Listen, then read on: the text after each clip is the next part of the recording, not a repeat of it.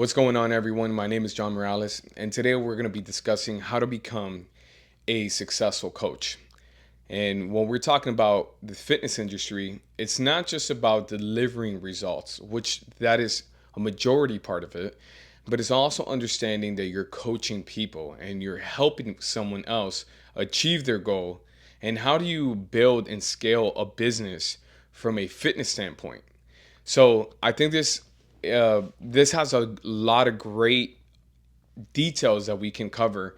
And today I want to share a couple stories and some intimate moments, I guess, to just share with you guys. And maybe you guys can relate to that. I would say when I first started personal training, it was very difficult for me to structure workouts. And I think that this is something that I had more difficulty with. And it was just because my experience coaching so young. I know to you, I started coaching straight out of high school.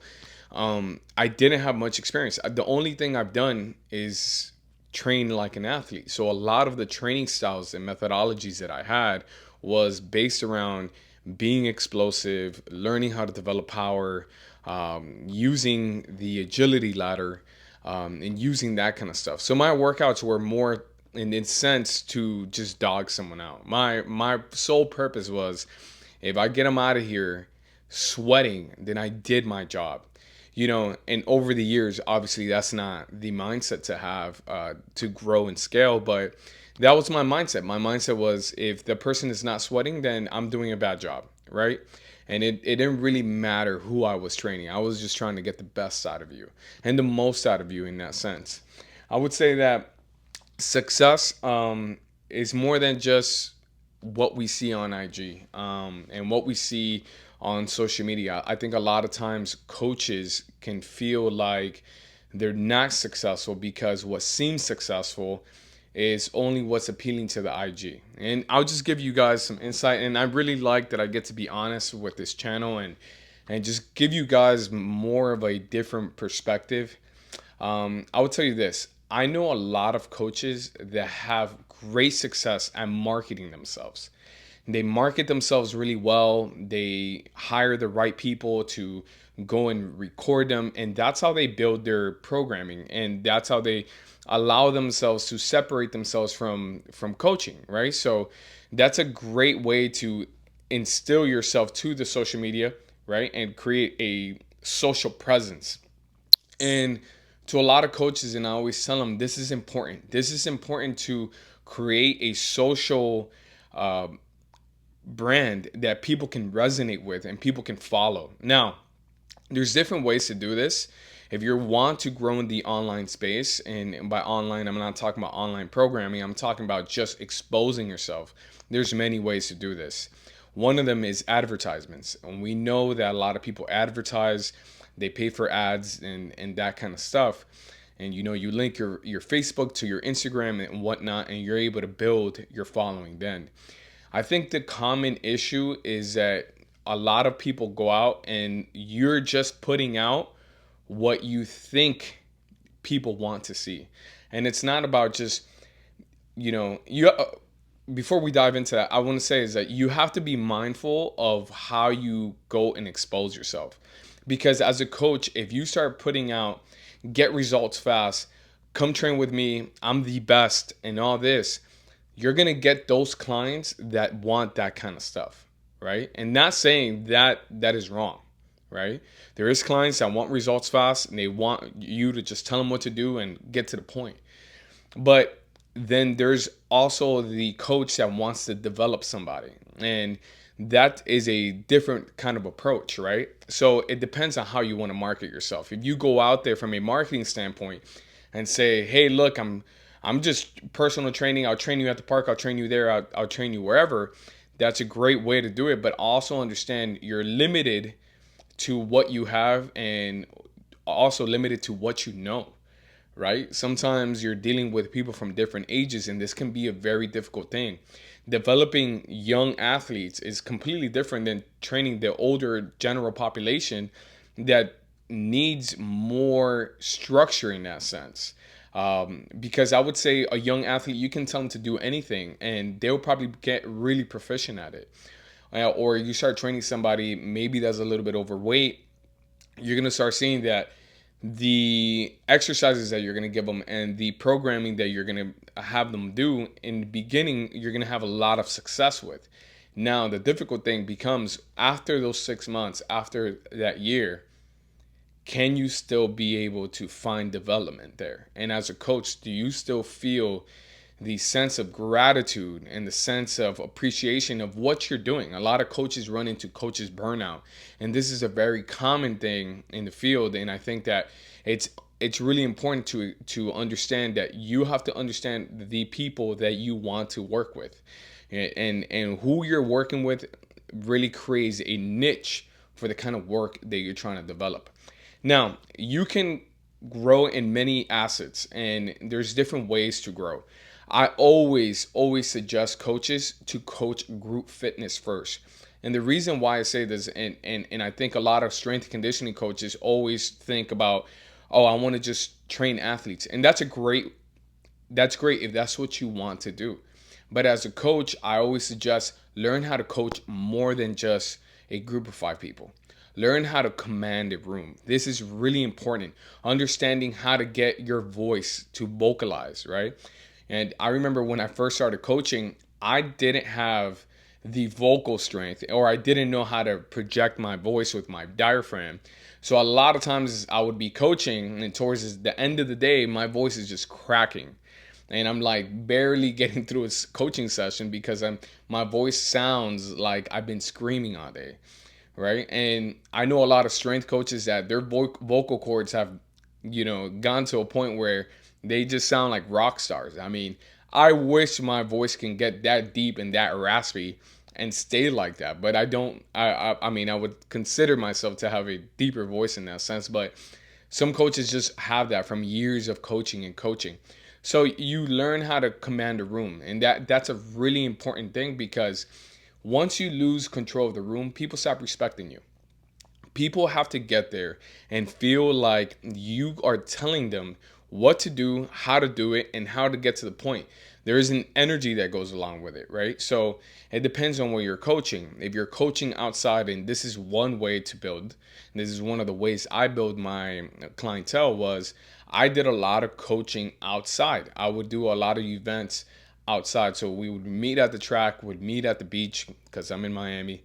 I'd meet at different parks, different locations, and I would set up circuits. I would do my workouts more based on conditioning, and that kind of stuff really allowed me to connect with an audience that really liked that style.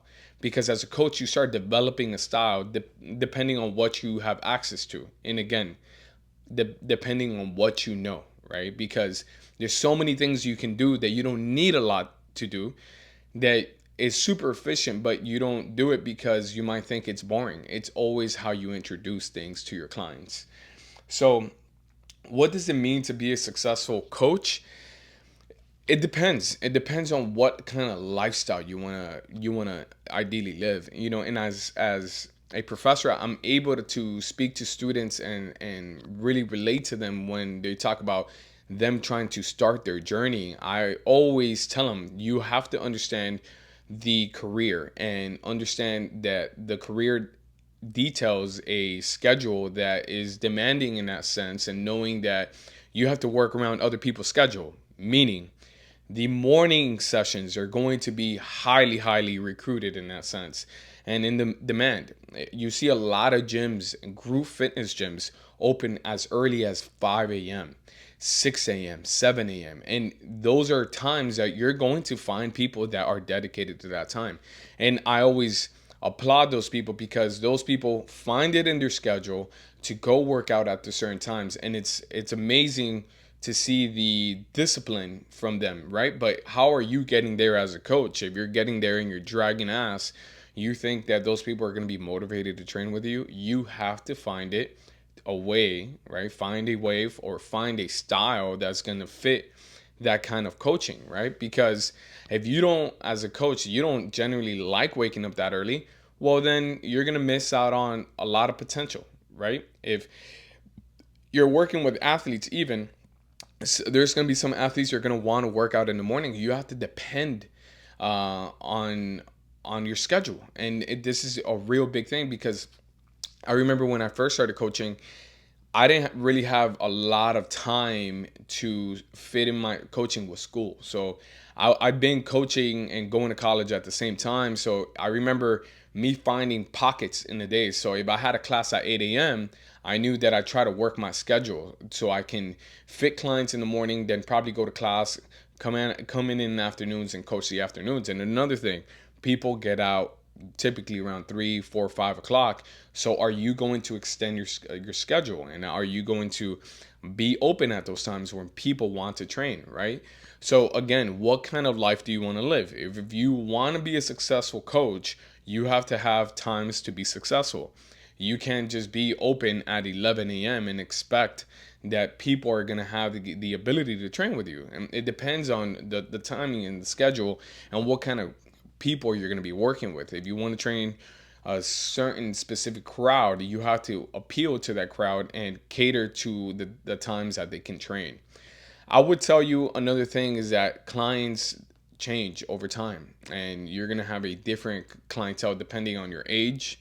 I would say when I was when I was younger, my clientele was a lot different. I strictly and solely started with just training females, and that was a pretty crazy thing to me, because at that time, um, a lot of the programming and a lot of the things that I was learning as a coach, I was trying to install and apply to these female clients that I'm training at the time. But their goals are not to run a 40-yard dash or jump a 40-inch vertical. That's not their goals. Their goals is to look good for the summer, right? And make sure that, they can take their pictures and they can feel great and that stuff. And so I had to understand how to build a program around the stuff that I wanted to do as a coach, but I also had to understand their needs, right? So it gets you really experience with the type of training that you're going to be doing. So in the beginning, I would say I catered a lot to just metabolic circuits and a lot of hypertrophy and a lot of that. As time went on, I also realized that training females, a lot of women like to kind of to stay back from the strength side. So I would always welcome the fact that, hey, you can be stronger as a woman. I think a lot of times, like, there's things that you associate yourself with that you don't realize that you're already belittling yourself. So for example, I have a lot of female clients that first start training with me, and I tell them to do a push-up, and they're like, oh, I'm gonna do a modified push-up because that's a girl push-up. And I always say, I'm like, well, no, that's not a girl push-up. That's a modified push-up, but no, that's not a girl push-up. You should be able to do a regular push-up. The fact that we're already calling it a girl push-up is already putting you to a point that you're not as strong. And I never liked that way of thinking, because that way of thinking is already telling you that you're weaker than what you can be. Weaker than the strength that you can have, right? So I never liked that way of coaching. And this is where you start developing your philosophy as a coach. How do you like to think about certain things, right? As a coach, I always tell my clients, hey, get your mind right. You're up here early. Like right now, no one wants to wake up and train, and you're getting after it. You have to be proud of yourself at that point, and but also understand that you're going to leave out of here and you're going to feel great about yourself, and knowing that you're doing things in the dark. Right now, the sun is not even out, so you're getting ahead in that sense. So they start learning a little bit more discipline, understanding how to eat. You're capable of giving your inputs on how to develop that as a coach. So even from the clients who are coming in the afternoons, understanding that you have to understand that you have to eat throughout the day, right? A lot of clients are getting there, they never had their metabolism be stressed after work, and they've already had a whole day, right? You don't know what happened in the office, you don't know what happened at work. Maybe they work construction, maybe they work at doing something else. So are you going to be the coach that's going to be hard ass and say, hey, I don't care about your long ass day, like it's about right now and doing what you got to do? And that works. There's clients that appeal is what they're looking for, and that's what they want. But as a coach, it's really exhausting to be coaching a way that you aren't really in terms of personality, right? So like if that you don't have that personality, it's really difficult for you to put on a mask and go to coach and then be that person when you're not that person. So it's important to understand that styles and the philosophies that you're developing really reflect on your beliefs as a coach and what you're installing into your clients. Another thing about becoming successful as a coach is I'm always gonna be a proponent to this is education. Get certified, and not everyone needs to go to school.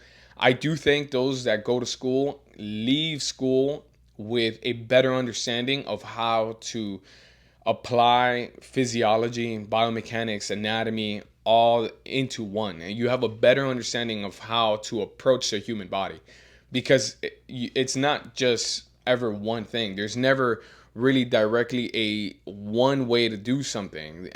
The more you know in this profession, in this field, you start realizing there's a million ways to skin the cat, right? There's a thousand ways to get what you want to do, but different ways of approaching it. And every coach has a different style. And this is really important to understand. I would say try to learn as much from different coaches.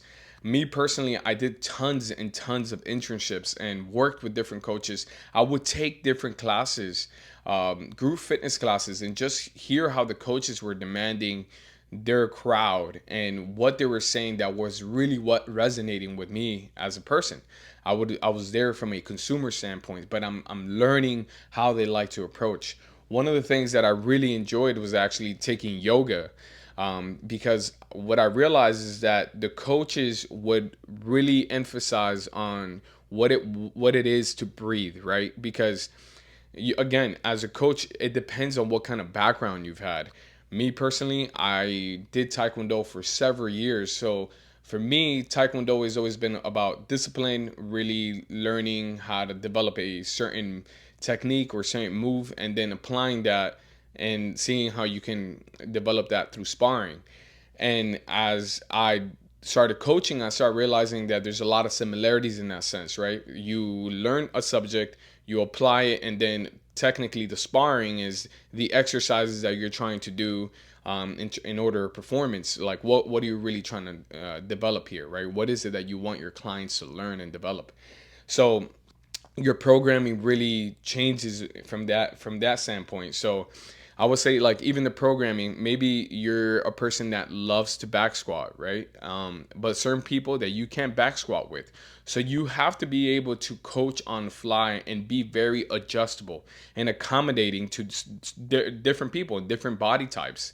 Not everybody has the strength to initially do what you want them to do. So how are you going to structure the programming and the exercises to get them to be where they need to be at? So case in point, I've seen a lot of coaches, and I've had a lot of coaches come through the facility and work, and I see that everyone has a different style. I think it's really important to develop your own style and how you like to structure certain things. I learned early on that I loved prehab, and prehab is just a preventative rehab. Not saying that there is prevention, right? From an exercise standpoint, there's as much strength as you can develop, but it's not like you're preventing exercises. But the prehab really allows the person to understand their body a little bit more. So if for me, it's always been understanding your body, really developing the musculature and the deficiencies that we need to work on.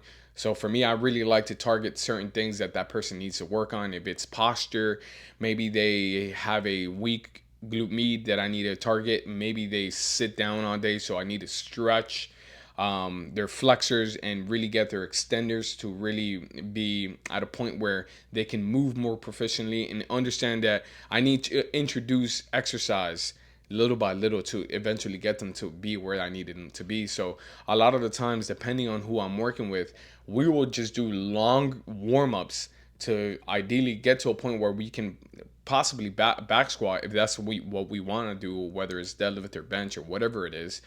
And then the session will end. But if I have someone that's been with me and has been working with me, then I can develop them to be like, okay, you already know what your warm up and is. Now we're gonna develop that. We're gonna do a little more challenging things in that sense, and understanding that they're finding themselves being challenged, but not only that, finding that they're finding success in what they're doing. And it's really important for them to find success in the programming, because the more success a client finds in your program, the more adherence you're going to have. So the more attachment they're going to have to the programming, and really trusting that process. And it's really important that they understand you as a coach, and understand that they have to understand themselves, right? Understand that you're developing real coaching skills, and you have to know how to coach with clarity. A lot of coaches sometimes want to give your clients all the terminology. As much as I love students, as much as I love PTs, and I love people that really educate themselves, sometimes you just got to make the shit simple. You got to make it digestible, right? So a great coach, Danny Camargo, based out of Florida, and he does a lot of Olympic weightlifting. One of the things I learned with him was that he coached, and it was impressive to see, he coached coaches that were trying to get their USA weightlifting certifications, how to weightlift. So we learned how to do the split jerk, how to do the clean and jerk, how to do a hand clean, a power clean, how to do snatches. We learned how to do all those things. And what I loved about his style of coaching is that he's telling these coaches, pick up the bar and put it over your head.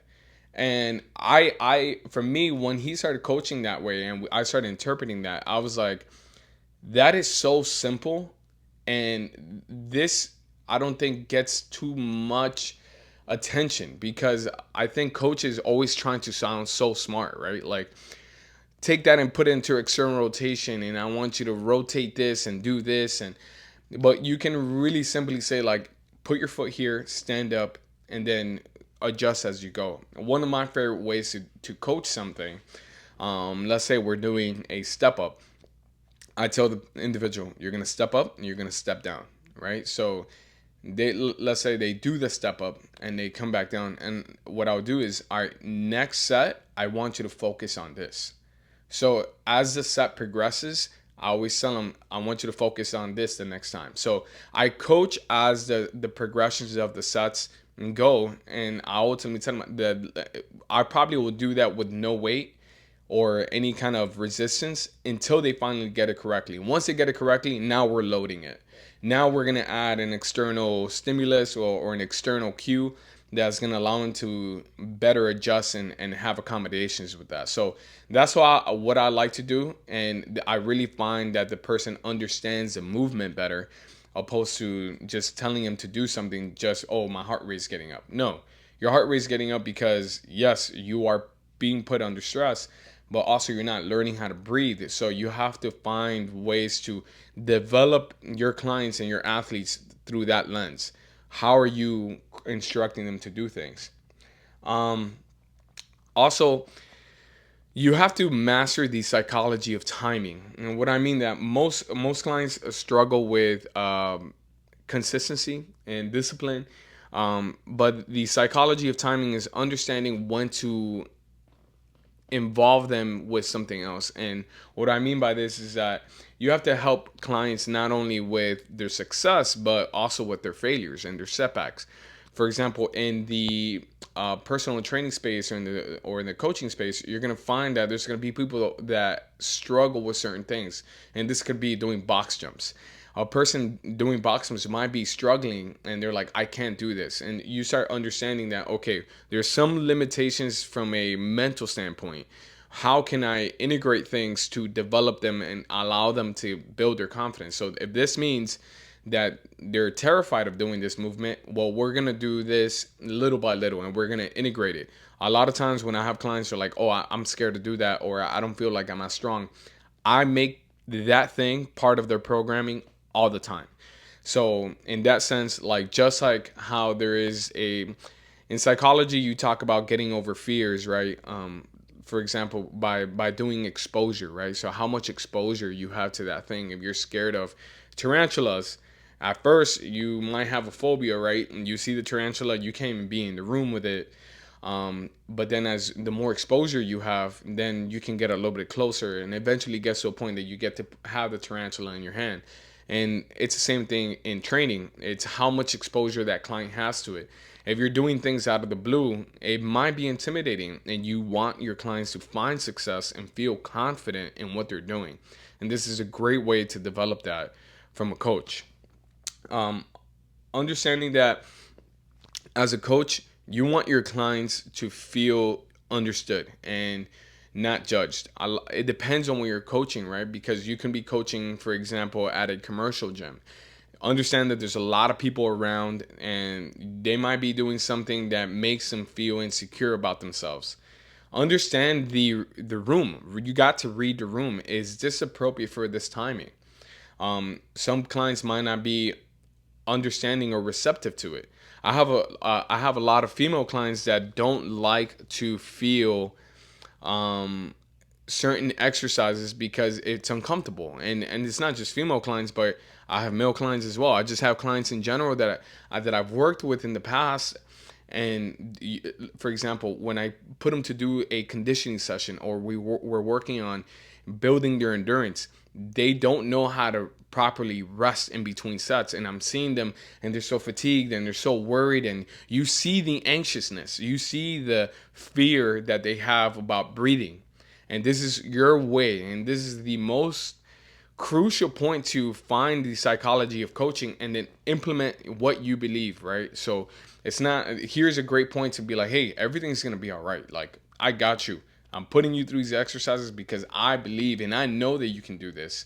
But we have to get you comfortable with this. Find your breath. Allow yourself to feel the sensation that you're feeling right now. This is a great sensation. You're not able to grow without this sensation. So welcome it. You're growing as an individual, and you're making your body more adaptable. This is a beautiful thing right now, right? And yes, you're kicking their ass, but it's how you approach it, how you disguise it, how you allow them to think about certain things really is a reflection on how you go coach and how what your approach is. Um Now let's get to the business. How do you scale your clients and how do you build retention? Number one, understand your niche, understand your crowd, but also know how to be human. You have to be human. What do I mean by this? You have to do weekly check-ins, daily check-ins at times. If you follow your clients on social media, like their post, comment on their post. You should be the one supporting them, right? Like if they post something that about their birthday, happy birthday, you're a beast. Saying these things because these people work with you on a personal level. Personal training is personal, and so is coaching, whether it's strength conditioning or whatever you're doing. You have to be a coach in many ways, in many assets, and show that, hey, you have a human component to it. This is maybe not a train of thought to older coaches that weren't exposed to this, but in this new world of technology and social media, you have to be able to support and show that you are a person that they have close quarters with. So how do you emphasize the support? Is it just you think that it's just about them going to visit you? No, it has to be more than that. It has to be a point where you can gravitate with them and have exposure in that sense. Um, I would say one of the biggest things is being on time. As a coach, I cannot stress this more enough is a lot of the success I've had has just been because I'm on time and I barely miss. If I miss, Lord knows I'm sick or something happened to me because that's not in my behavior. I've been able to scale my business, and this is something I tell our coaches all the time. You have to be on time. This is a big thing. It really says how you're going to approach coaching and how you're going to get into the session. Another thing is, as a coach, I personally don't like coaches sitting down. It's something that bothers me.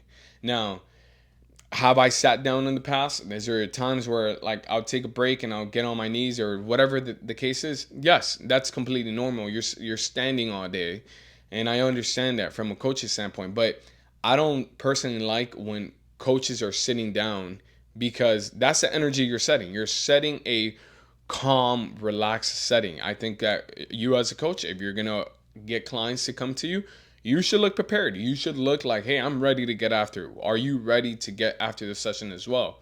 I need to welcome you with that same type of intensity and energy. And sometimes you have clients that have a lot more intensity than you, right? They're highly caffeinated. They probably took 2 or 3 pre-workouts prior to coming to you, and maybe they have something that they need to relieve stress from, or maybe they're super excited about hitting a PR. Lord knows what is it that they have in their back pocket, but you have to meet their intensity with what they're trying to do. Your clients and how they build with you, your clients are your best marketing tool. I always say that my clients are my walking billboards. They walk around, and when they speak about you, your clients will be like, they're going to say, whether they can say that, hey, my trainer or my coach kicks my ass. Your clients are the ones that are going to be the ones advocating for you, and they're going to be the ones that are going to sell your business. You can have all the equipment you want. You can make it look pretty grand scale, and you want to go ahead and take out a loan, or you have the money in the capital to open up a facility, or have all the equipment. If you're going to people's houses, you might have it all, and you might have the body to complement it. You might be shredded, you might look great, but again, it's how you connect with those clients, because you can have all those external things, but if you don't know how to coach a client and how to make them feel empowered, then we're lacking the most important thing.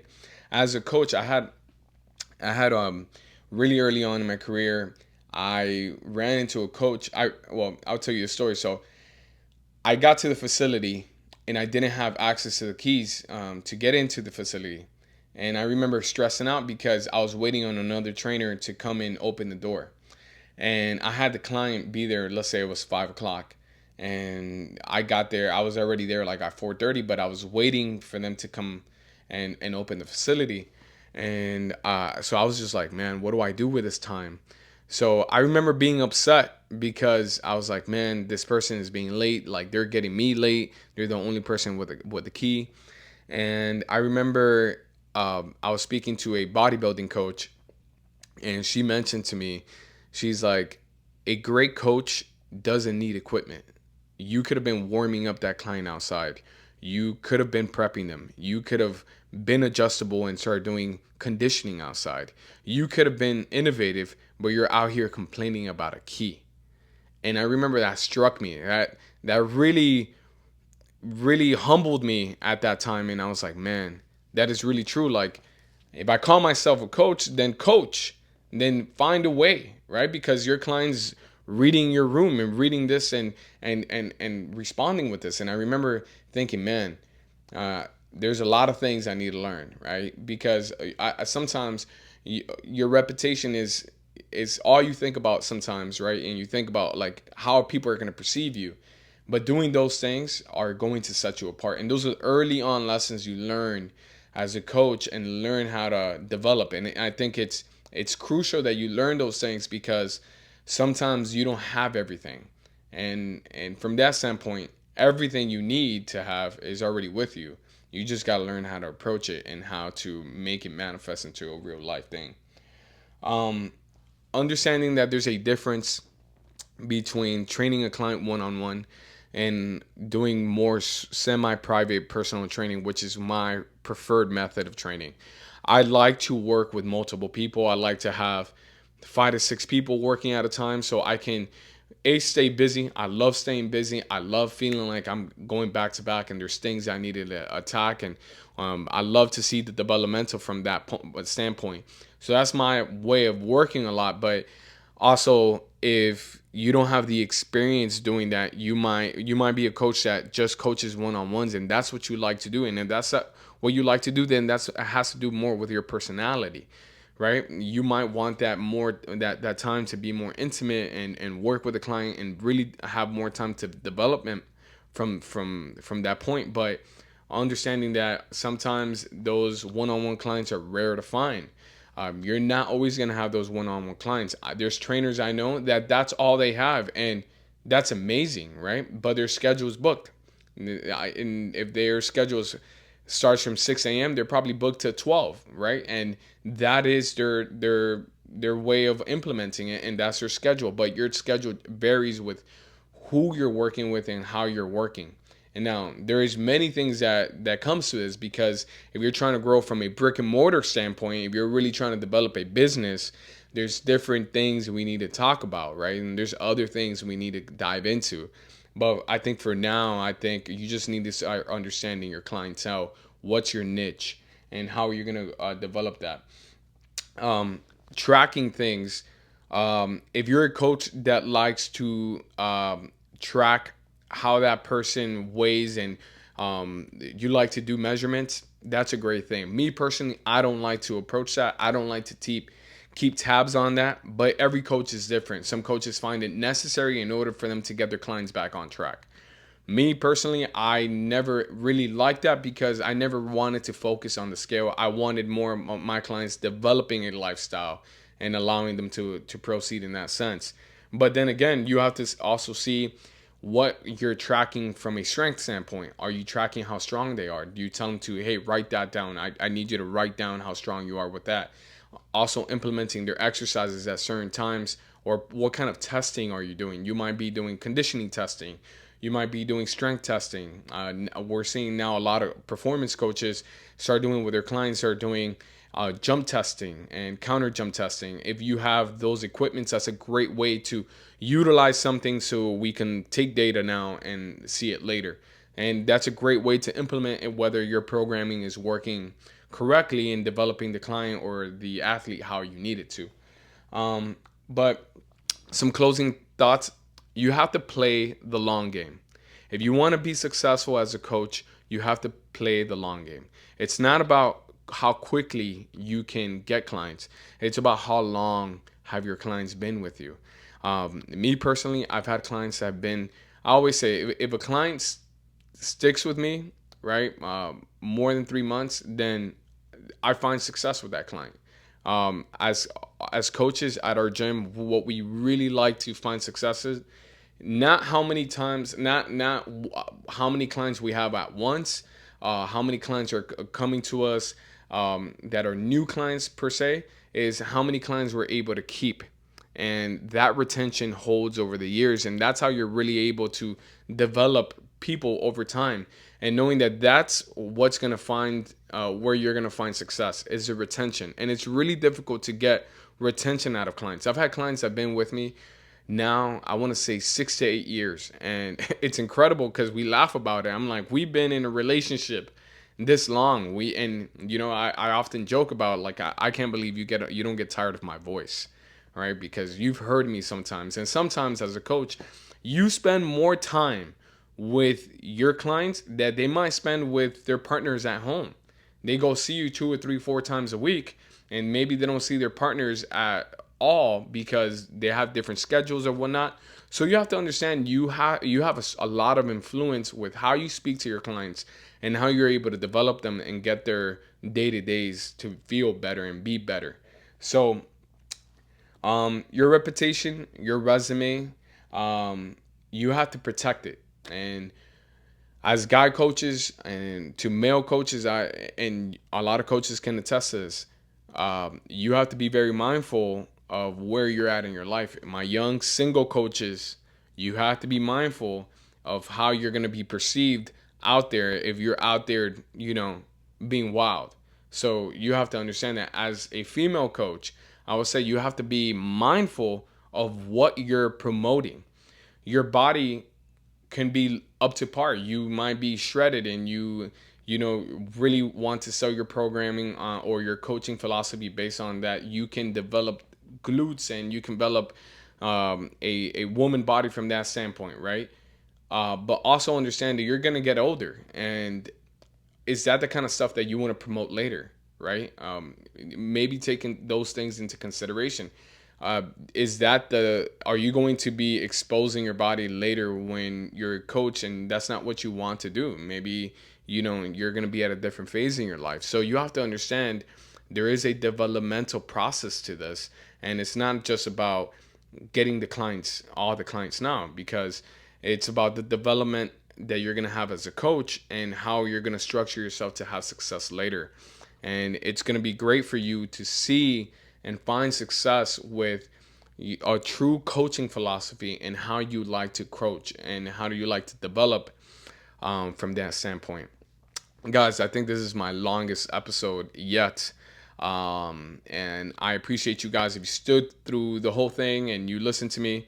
I appreciate you. I think this was a, a podcast and an episode that really dove into more coaching stuff. But I think that there's some people out there that are in the coaching world and really want to develop themselves as trainers. I might have some people in that world, and hopefully you guys appreciate this kind of episode. So yeah, guys, share, like, subscribe. Trying to get our numbers up here, but again, we're playing the long game here. It's not about getting all the people that don't want to listen to me. I prefer to have people that really want to learn something and find a different perspective to things. So be blessed. Peace.